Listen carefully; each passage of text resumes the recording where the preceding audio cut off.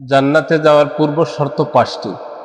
ফকি আবুল্লাহ সমরকান্দি রহমাতুল্লাহ আলাইহি বলেন, কেউ যদি জান্নাতের নাজ নেয়ামত ভোগ করতে চায় তাকে 5টি কাজে অবিচল থাকতে হবে। 1 নম্বর, সমস্ত গুনার কাজ তাকে ছেড়ে দিতে হবে।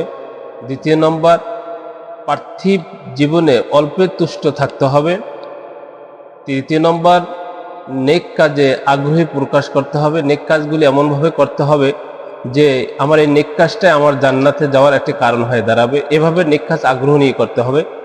4 নম্বর, নেককার পরহেজগার আল্লাহ লোকদের সঙ্গে দানশীল লোকদের সাথে চলাফেরা করতে হবে। হতে পারে আল্লাহ তাআলা তাদেরকে মাফ করলে তিনিও তাদের জন্য সুপারিশ করতে পারেন।